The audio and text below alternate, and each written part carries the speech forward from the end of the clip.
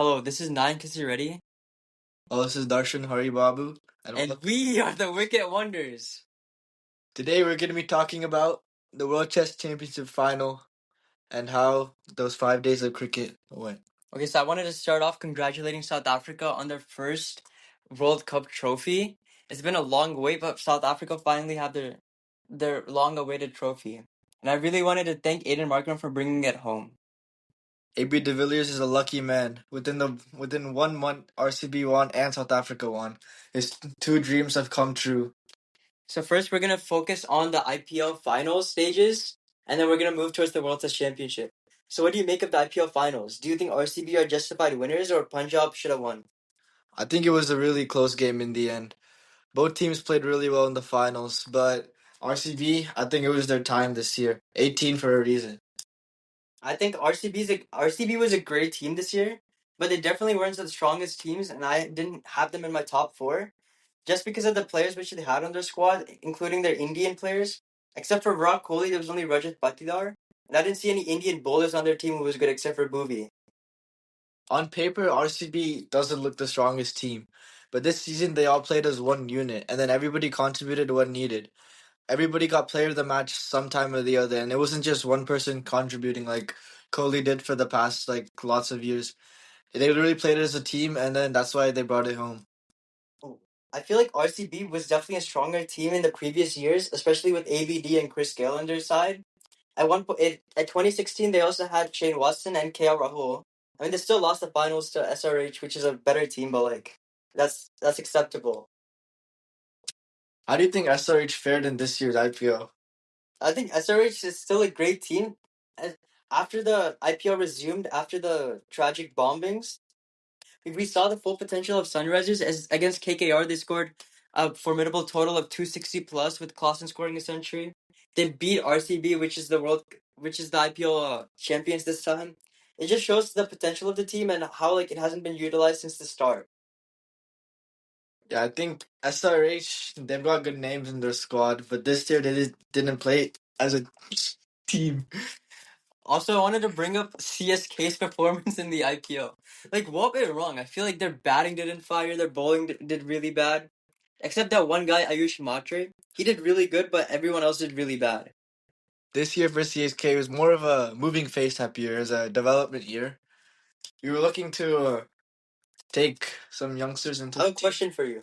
Do you think the coaches and all the players thought it was a developmental season before the season, or they realized that after they lost all their games? No, you see, Stephen Fleming always has a plan when he comes to these tournaments. You can't win them all. So when you can't win them all, you look to improve on what you can, and that's exactly what he did. Was there any improvement during the IPL season? Oh, for sure. Youngsters Ayush Matre, Urval Patel, Dewald Brevis. The season's set for next year. Is What do you think about MS Dhoni playing? Oh, I think he batted wonderfully some games. He did some nice finishing blows. Yeah, he should bat till 50. I feel like some games he just comes in, plants some trees, and then goes home like a farmer. He's always got to help the environment. He's a good guy who, unlike Travis Head, he helps the environment. I feel like Travis Head is a great bloke. Okay, now let's shift our focus towards the World Test Championship. What do you make of Australia's bowlers? Mitchell Stark, Pat Cummins, the GOAT. Captain, he's just won everything in his life. Yeah, I guess Australia definitely were favorites coming into this final. But then South Africa came in with a bit of a surprise. It was a very low-scoring final. South Africa chased down 200 plus, which seemed really hard on that day, and they just brought it home. What do you think about Pat Cummins as a cricketer? Do you think he's one of the greatest cricketers in this generation? I think yeah, it's fair to say he's a fairly decent cricketer. But I think the likes of Keshav Maharaj, Luki Nikiti, and Tamba Bavuma are better than him because they were the ones who won, and winners are better. Wait, I truly believe Pat Cummins is a better player than Bumrah because of the captaincy that Pat Cummins brings. He beat India at their home soil in 2023, which angered the whole of India. By choosing to bowl first, that was the greatest move a captain has ever made. Yeah, critics will say it's a great move. Others will say it's lucky. Pat Cummins doesn't claim it's lucky though. He gave us valid reasoning why and he won the game. Yeah, we'll give that one to him. You know, everyone gets lucky time and time again. What do you think about Shreyas Iyer? You don't like? Do you believe he should have been included in India's games after watching his incredible IPL performance? Yeah, I think he should have been brought up in the test side.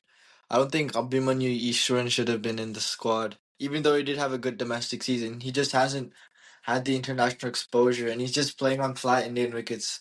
And these England conditions just aren't the same. Shreyas Iyer has played here before in T20 and ODI formats, so he's familiar. And he's a true natural leader, and you need those people in your team. And back to the topic, which is the World Test Championship. The conclusion of the World Test Championship shows us that there's some weak batsmen in Australia's lineup, which is something you would never hear me say, but it's just true. As you can see, Marnus Labuschagne has become a free wicket for everyone. It's just someone that you can knock over, like even a USA cricketer can knock him over, an off spinner. Yeah, Marnus Labuschagne, he's fallen off a lot. I think him opening is just not the right move. I think they got to get Sam Contis in, some excitement, something for the youths. And then he should come back at one down, and Steve Smith bat at two down. I don't think Cameron Green should be coming up that high either. But one thing which is like really important to see is Khawaja still on the team, but Marnus Labuschagne is dropped against the West Indies. Yeah, that is very interesting. Kawaja, he's been there for quite some time now. And he's old too. He's played his cricket, he has scored his runs. I think it's time to hand it over to the next gen. Yeah, and he's Pakistan. And there's like a lot of problems with Pakistan right now. Yeah, maybe he should move back to Pakistan. What do you think about the safety of cricket with US bombing Iran? Do you think Pakistan and India will become involved and there will be consequences in England? I think there might be because USA and then the India are like politically together, like allies. No, I disagree with you. The US and India don't like each other. And this is because the US focuses on proxy wars by supplying Pakistan guns and arms in order to use against their neighboring countries such as Iran and Saudi Arabia. And because of this, India's mad because Pakistan have been using their resources incorrectly against India. I'm sorry, but do your research before you speak. Let's shift the focus back to the cricket because that is what this podcast is about. We are not part of the affiliated with any political propaganda. So let's focus back on South Africa's second innings where they chased down a mammoth 250 plus. Oh man, Aiden Markram, what a player. 14 fours. I know a lot of people doubted him before this game, why he's still opening for South Africa and what he's done for them. But I've always backed him as a player just because of the elegance that he brings, and he's shown that on the stage. I saw an interview after that innings that he talked about the T20 World Cup where he got out and he said he couldn't do anything about it. He was just devastated after that loss. So he decided he's going to bat all day, then the next day as well in this test match. And that's exactly what he did. Even though wickets were falling around him, tempo movement came in, two down, and he played a very solid knock of 66 off 134 balls. It's exactly what was needed in the situation. And then he guided South Africa to the finish line.